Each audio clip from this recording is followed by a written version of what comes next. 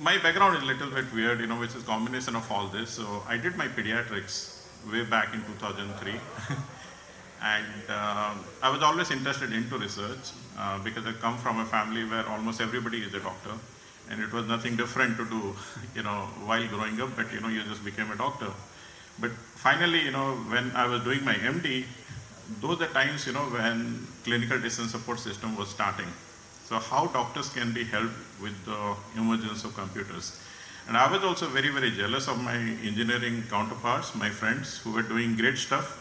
So when you mean great stuff, it is like Yahoo, it is like, those times, Netscape and other kind of things. And that's where my journey started. So I became a scientist at Siemens, one of the early days of HIS and EMR. At Philips Research, where we established the first lab of research outside Europe and US in Asia, in Shanghai and Bangalore.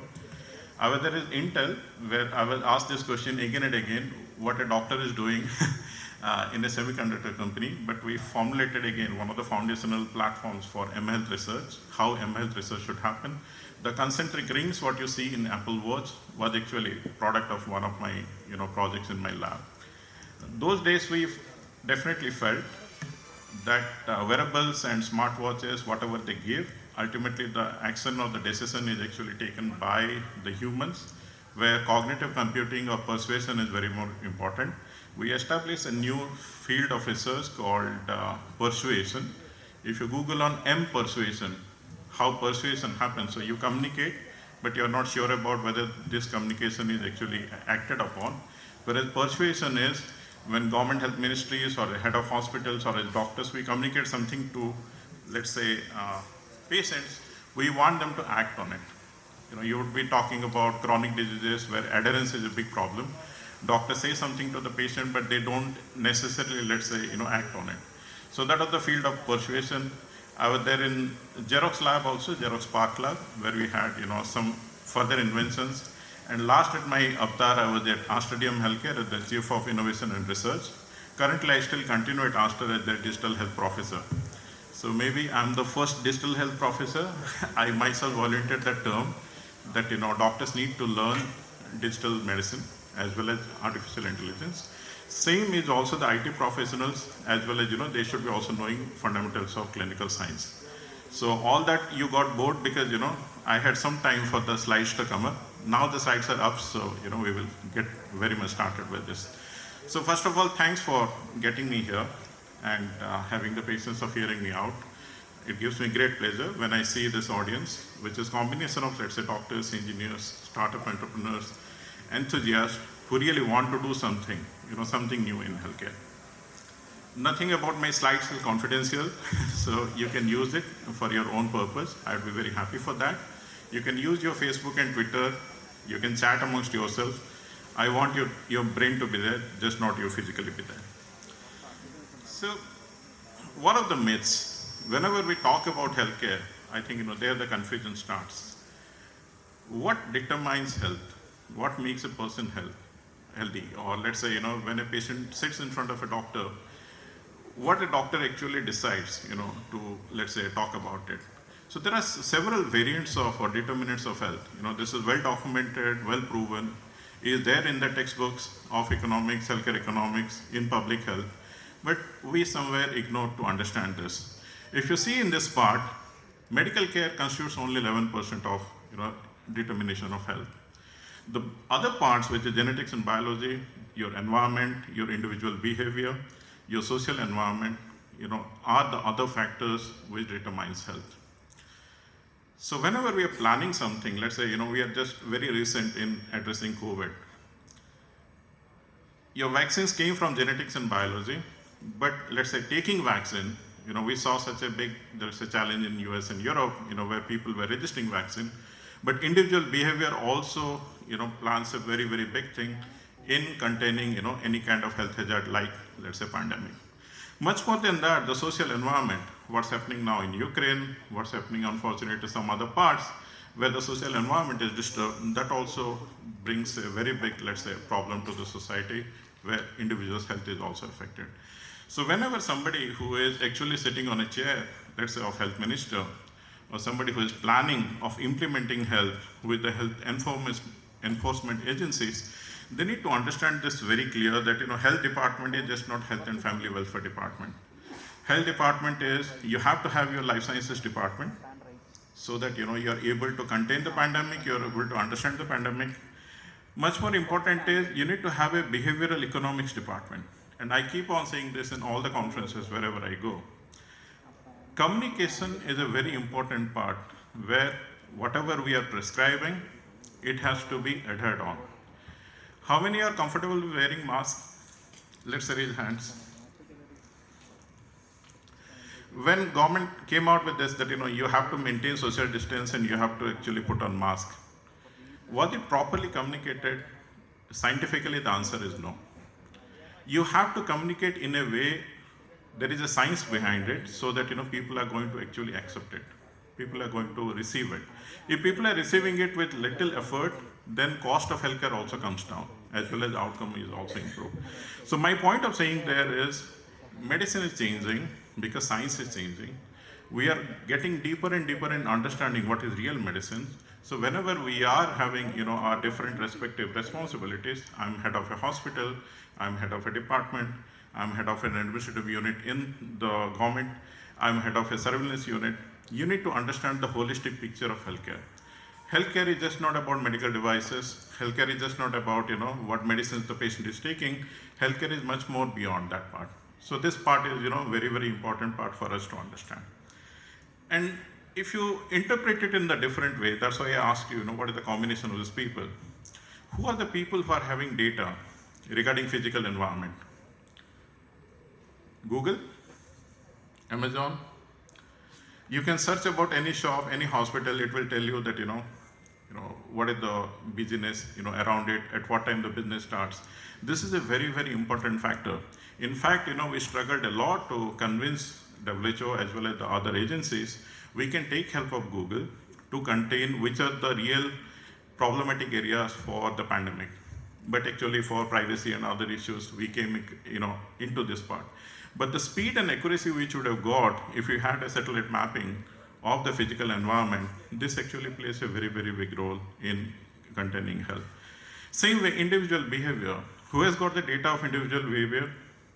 Definitely not us. It is there with Google again, with Facebook, with Amazon.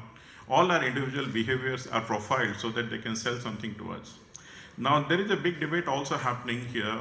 How do we democratize data? If my data is collected, I should have right to use it for myself, minimum, and then for public good, then for business cause. So policy recommendations also, you will be listening a lot about healthcare privacy data, data is not available, data should not be shared. But the real meaning behind it is, if all of us come together and there is an architecture which is technically feasible, we can contribute our data for research. Our medicines, our vaccines, our treatments are going to be much, much more cheaper, as well as access to treatment is going to be much, much more faster. Purposefully, I took some time onto this. So how healthcare is changing? You are seeing a lot of apps. You are getting the consumer big guys like Walmart who are bringing in clinics into their places. You are getting Facebook also trying to get something into healthcare. You got also something called Cult, or let's say Fitbit. This is acquired by Tata now, for individual health. As well as if you have come across with Babylon, you can Google on all these names. Now healthcare conversation starts with, how do you feel? Have you ever expected, somebody other than your family doctor asking you, how do you feel? Now technology is so advanced where it can really tell you, before you arrive at the hospital or the interface, how do you feel? How do you feel about, if government someday, sends you a message, okay, how do you feel? This is almost so many years of difficult times of COVID, and we do see that you are vaccinated, or maybe, you are not actually in a good state, and we have these programs to support you. So healthcare from much more getting as a sick care or reactive care is slowly changing into something which is a much more empathetic as well as a personalized care, and this is happening as we speak. So decoding actually now for the combination of, let's say, biologists, doctors and engineers, what is actually health and medicine? We start with a single cell, which is zygote, where a sperm and ovum meets, and then we grow phenomenally. We grow so much that, when we reach around adulthood, we are a combination of around 37.2 trillion cells. And these are the lower estimated numbers. To do this calculation, if at all, I'm going to diagnose or understand about a health condition of one individual, forget about, the entire community as well as the entire society or let's say country, then I need actually computation which is also that, proficient, that powerful. Anyone can imagine how much calculations our laptops do today, good laptops. They do around 10 billion calculations per second. And we must be thinking that, oh, this is so much of calculation. But this is so minuscule when it comes to something like health as a subject. If you combine 37 trillion cells with another 37 trillion, let's say, networks, which is actually our human body is, then you really understand that, what is the computation needed for this. So when we talk about AI is just not a fancy term. AI is needed to make meaning out of this humongous complex system, what we call as human body. And still we are talking about, a single person's, let's say, estimation. The fastest of the computer, last week if you're following on supercomputer spread, so Graphcore is considered to be becoming the fastest supercomputer in the world. And somewhere, if you're not getting this, is we could get into vaccine of corona only because, we had the supercomputers. Because we had to analyze the entire genomic sequence. We have to understand the entire viral genomic sequence, and then we have to produce the, let's say, the vaccine. So to make something effective, we need complex systems understanding power, which is actually coming from the graphical core as well as, from the complex systems like AI. But when we don't have this, we arrive at things, so mostly we are acting at something what we call as phenomes. You can consider phenome as the symptoms. So when you say your blood pressure is elevated, when you say your cough is actually bad, when you say you have got pneumonia, when you say you are depressed, actually we are talking at the very superficial layer is phenome, because we don't have that much of computational power to really understand what is causing this symptom. So we are still treating at the symptom level. We are still treating at a very superficial level. That's why specificity of these things is actually very low. That's why treatment costs are higher, treatment is taking longer time, and it is very expensive, and it is not complete. So if you understand it technologically, where do I invest? Do I invest into more medical colleges? Yes, definitely I need to invest more into medical colleges. Do I invest into more technological colleges so that I train them on computing and AI? Definitely you need to do that part. But you need to do that part in tandem with how technology is progressing. You cannot stay left behind. So just taking example again from the current situation, 2 people saved the world.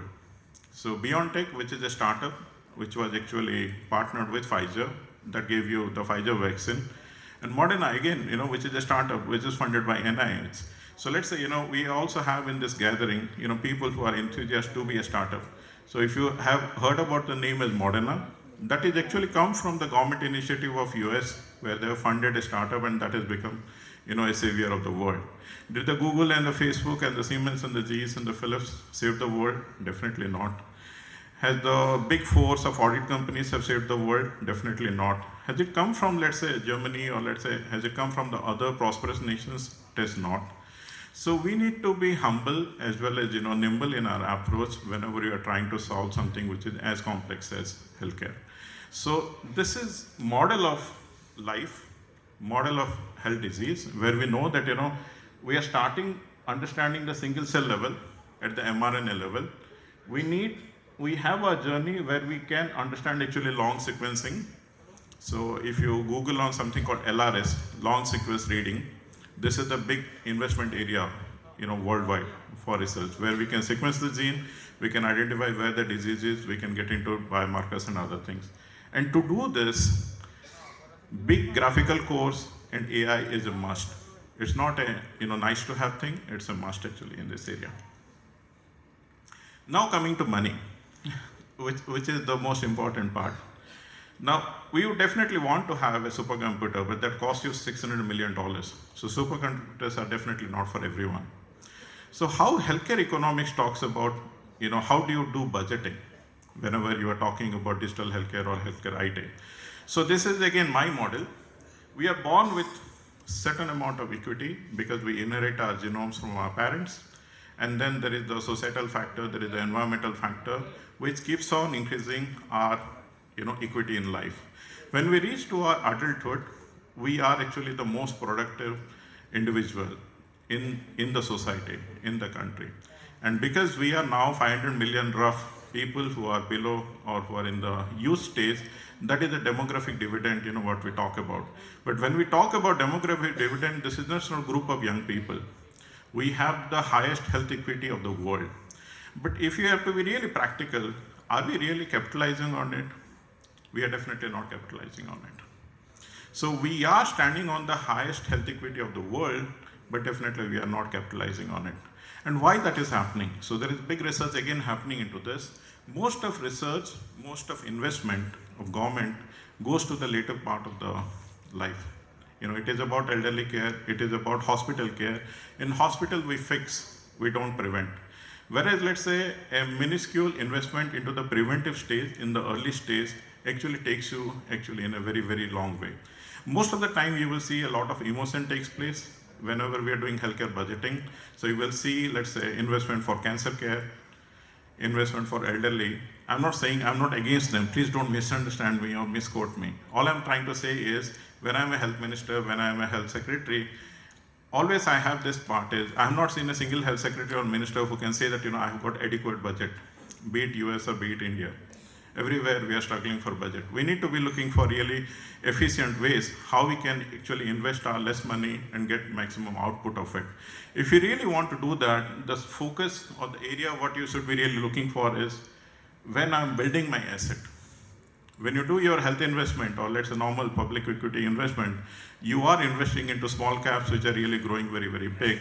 So if I invest in my early stages into diagnostics, into single cells, into single cell genomics, into pediatric health, I can definitely have much more outcome as a result of this.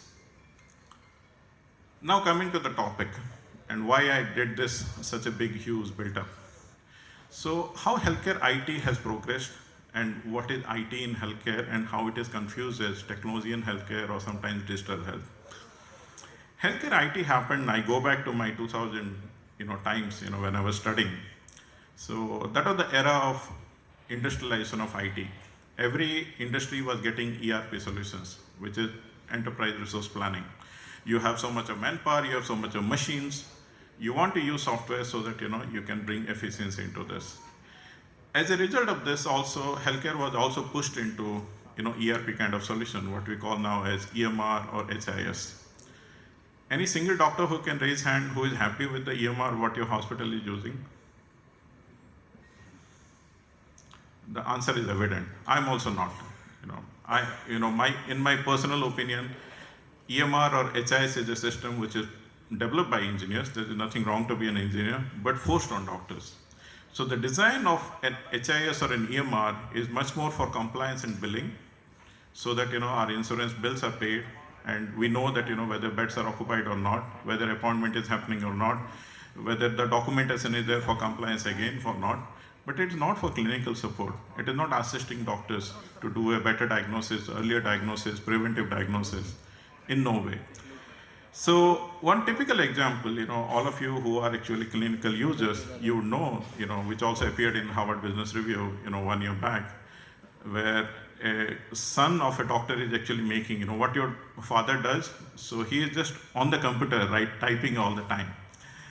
And if you see actually, if you have ever entered a health note in a hospital, you will see that it will start with menu, then go to this file, then go to this file, then go to this file, as you are filling up an Excel sheet or a Word document. But as physicians, we are taught to write symptoms and signs based on head to toe, based on anatomy, based on physiology. So what you see as a graph, let's say, this is one of my inventions. I have a patent on this, where I am developing a PHR system or a electronic medical record system where the parents can know that at what point of time what organ was affected and whether it was cured or not. So it is going to be appearing as small dots on the kid as the kid is growing with the date and the time, with the details that, okay, he had a skin infection, he had a tonsillitis, he had a pneumonia, or he had this problem or that problem. So healthcare information has to be used in such a way that, which is intuitive, which is easy to fill in, as well as, it is easy to utilize. So that is the transformation what healthcare IT should be really looking for, unless otherwise, we are actually forcing people to do something for which it is not meant for. So what can be done about it? Are we just going to, let's say, complain about it, or what can be done about it? What can be done about it is definitely, doctors have to take the onus, the clinical users have to take the onus, the nurses have to take the onus. How healthcare record has to be, let's say, documented. And then engineers need to also understand some kind of fundamentals of health science where they can actually help with the great amount of ability what engineering or technology brings in. So that, documentation is easy. I can speak to my stuff and then, it is just documenting it. And it is just extension of what I am getting taught in the medical science, as well as it is just an extension of, what I am using from my college to my practice. If you are really interested, so NEJM is considered one of the pioneering journals, if you ask about health sciences. And in 1970, Dr. Schwarzman, said that, when the initial computers were getting built, I don't think doctors should be really focusing on doing diagnosis and interpretations and then interventions, because, all these things can be interpreted by computers, which are coming up now. And doctors should be really talking about psychology and, let's say, economics, so that, we are actually giving the healing touch to people. And unfortunately, we are in 2022, though that is theoretically possible, but somewhere we have missed the bus. So this still can be done, provided, we are training the doctors in the medical curriculum on digital health, which is a must. This is not a nice to have thing. Same way, whenever healthcare IT systems are being built for the society, for the system, we need to include both engineers and doctors so that, we are having useful systems in the future. Getting a little bit deeper, so this is for the architects as well as the, system designers. So why the challenges are there? Because, we have data which is flowing from our wearables to the smartphone, to the citizen data, to when we come to the hospital, we are actually giving some amount of piecemeal data, and then the doctor is seeing this, again we are discharged, and the cycle continues, right? But if you understand from the IT engineer mindset, all these systems are actually working in silos, because your appointment order is done by somebody else, your radiology system is done by somebody else, your HIS system is done by somebody else, your billing system is done by somebody else, and government has got to some things to, let's say, force that, you need to give me this data so that, you're compliant being part of the state. Now, whenever I'm taking care of only my piece, I'm not worried about whether the other pieces are working or not. So this is actually a nightmare if you are a healthcare IT chief of a hospital, or if you're a healthcare superintendent, or if you are also, let's say, somebody at the government level or the citizen level. If you just ask them, I want to know how many people have been taking, let's say, the Ayurvedic solution for prevention of COVID, and how many people are not taking it, and whether it has got some positive effect on my community or my patients. And it would be a very difficult task, because they will say, no, they have not entered this data. Even if this data is there, I cannot retrieve this. Even if I retrieve, I cannot make any meaning out of it, because that level of decision happens at the intelligence level. So healthcare IT is at a stage where it can visualize data, it can present you some data, provided you have stored the data in the same format. Now I'm getting a little bit, let's say, complicated, right? So if you come to the layer which is below the applications, where the data is actually stored, the systems are not designed to store the data in a structurally functional manner. So when I mean that is, I just cannot search like I'm searching in Google that, show me all the traces of ECG which is, attached with the fibrillation, or which is attached with heart care failure, or which is attached with this drug. This system is not capable of that, because they are not storing those data from that manner. So we need to start looking into now that, whatever data is getting stored by healthcare IT applications, how they can be structured, how they can be anonymized so that patient privacy data is not lost, and how they can be functional so that AI research can happen on top of it. This is an important part where government can play a role, regulators can play a role. Where you say that part is, what is your data model in which you are storing data? Because I expect you to provide me data in this format. Because you have a lot of AI tools who can be used as open source to do and retrieve the data for faster clinical trials, faster drug discovery, faster surveillance mechanisms, faster interventions. There are few examples in the world. If you go and Google on Genome Web, which is actually a very good initiative, a lot of opposition happened when UK started this. UK now has a big data bank of all its genomic data plus its clinical data. It is considered now to be an asset of more than $80 billion, which is actually a very big thing for the pharmaceutical research as well as medical device research. Recently, UAE government also moved into something called Malafi. If you Google on this, UAE government has passed a mandate that you have to give me data in this format. I just don't want to know that how many patients are coming to the hospitals, how many are getting treated. I want data in this format so that I can do governance in a much more better way. So this is a combination of effort. If you understand the real depth of data, then who are the beneficiaries and how we can actually act on top of it. Again, reiterating the same stuff is currently data stays in an unorganized manner in the lower tier, in the lower architecture. This is for people who are from the IT background. But mostly the challenges where we stand is with interoperability, with anonymization, with utility of this data. So mostly we are at the level of doing some trivial search and trivial retrieval, which is not very helpful. Whereas if we really have to go top, if we are really to do something good about our institution, we really need to plan it upside down. And there's a famous quote from Einstein, all of you know that part.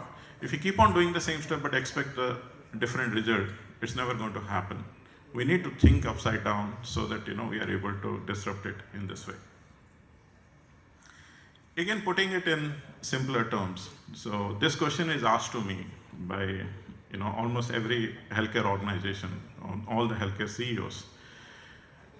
COVID happened, we did telemedicine, but the doctors are never satisfied that we are doing something for them.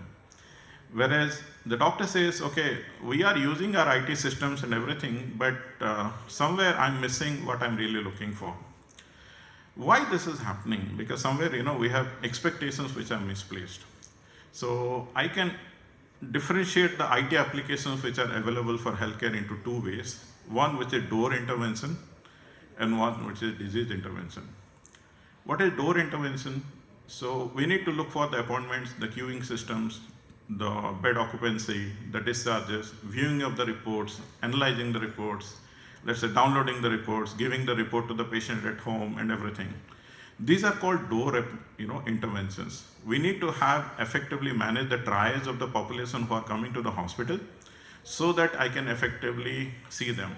But the application stops the moment the patient reaches the doctor. It is not helping you with documentation. It is not helping you with clinical diagnosis. It is not helping you with clinical intervention. So expecting the door intervention to help you with disease intervention is the main problem what is happening. Don't expect your IT team to suddenly become doctors and then start suggesting you with solutions which can really do disease intervention. Whereas what is disease intervention? Let's say there's a company called Augmentics. I definitely want you to Google on this. This was an effort which I was involved, where the doctor and the patient are speaking, and through speech recognition, we are actually having the document which is getting automatically populated. So this is actually very much needed because, why doctors scribble on a prescription? Because, they don't have time because they have to see hundreds of patients. And documentation cannot actually take so much of time, but documentation also cannot be omitted. So there actually technology can help you. Ease of documentation is a very big part. We talked about automating the history, like I showed you the graph. We need a lot of clinical decision support systems. So again, Google on something called Isabel Healthcare. In Isabel Healthcare, what you do is you put in your symptoms and signs and it suggests you the differential diagnosis. It just saves so much of time for the healthcare system, to go with this, as well as, give a feedback, are you doing good or are you not doing good based on quality. Same way looking for interoperability, I was speaking with Mr. Safirullah, you're lucky to have a person who is actually from IT background as well as, is taking care of a key ministry. If he has to really see, okay, how many hospitals the lab is actually up, how many devices are up, interoperability is a very big thing. You cannot ask for manual record keeping, all the while. There is a company which is doing very good work. I'm also an advisor there. It's called Z-Bliss or Z-Med. Its only work is it will connect all the devices and all the systems for interoperability. And once you have interoperable systems, you just understand that how easy it is for you to go for this part. Last but not the least, why we are collecting all this data and why this, about all this data. Whenever I'm running a healthcare system, I need to know whether it is running efficiently or not, whether there is some problem or not, whether there is some new discovery that can happen this or not. This is for our own good. If you look for Research Kit and Research Stack, so Research Kit is from Apple. All the mobile phone devices can be used for clinical trial endpoint. And very few hospitals of India actually uses this. This is a completely open source software. This is contribution of Apple towards, let's say, healthcare. A lot of trials have happened in US, but our adoption is actually coming smaller and smaller for this. Same is Research Stack, which is from Android Open Community. This is from Open M Health Economy, where also I'm part of. You can do wonders if you're startups. You're looking for faster, easier mobile clinical trial, mobile clinical surveillance to collect data actually from your citizens in a private as well as a much more easier way. These are the ways which are available. You need to move out from the comfort boundary of hospitals. You need to think of what technology can make out of this. Last but not the least, mental health. Even I struggled when I was actually trying to implement it in Asta.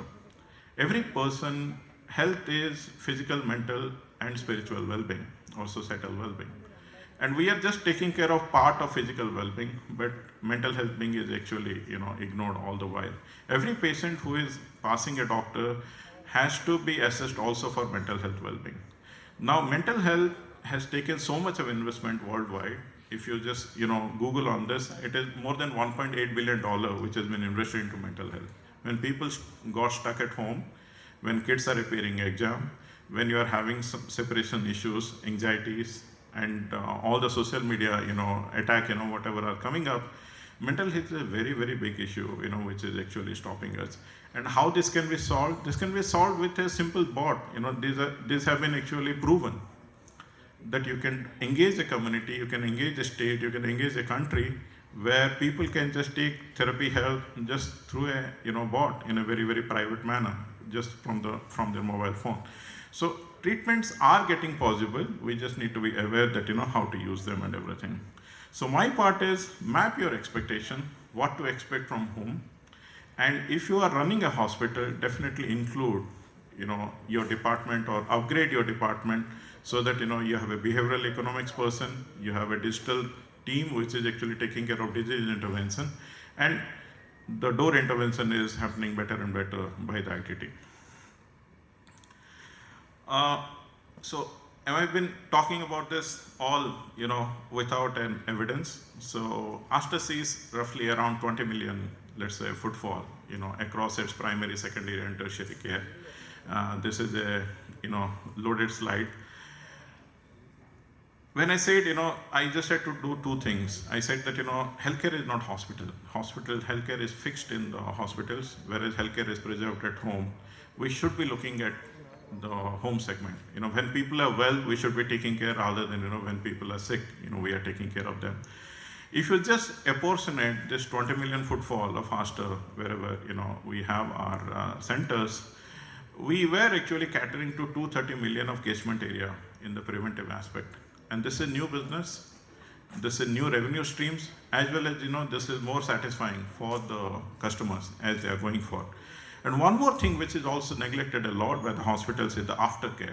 After you discharge, what happens? The patient is still carrying the disease, only you have discharged him from the hospital.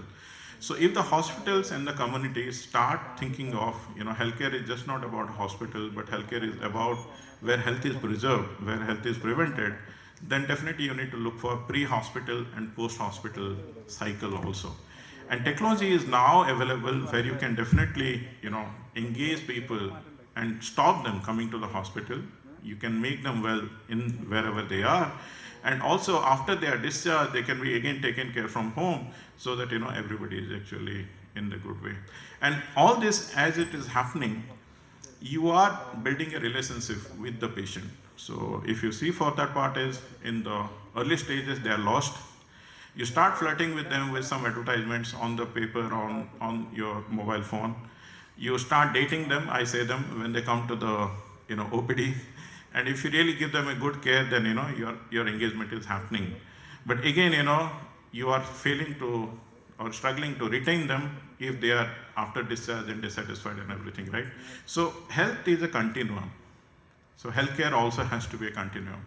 If you are thinking of preserving health, lowering the budget, getting better outcome, you need to change your mindset that healthcare is a continuous issue and it has to be continually taken care. So finally, think beyond hospital for healthcare. As I said, grow your IT team, build a digital team, which is very, very vital, so that you can move from door intervention to disease intervention. Make doctors also learn, make doctors take the responsibility. If you want better systems, you have to take the onus of training, as well as owning how things ideally should happen. And make also your IT team upgrade to AI. They would be very happy, and they would be very, very useful when they get upgraded into AI. Make a comprehensive digital team. And much more important is, believe it, because it is possible. I have done this, so I'm very confident, I'm very optimistic. This is very much possible. Future healthcare budgets should not be growing. At least, this should be an effort from government that, we shouldn't be asking for more budget, but this should be asked actually from the higher ups, who are actually planning for budget. Make the budget same. Can you tell me, can you lower the budget but deliver more care? And this is very much possible through technology care. So there I will stop. Thank you so much for patient hearing and listening.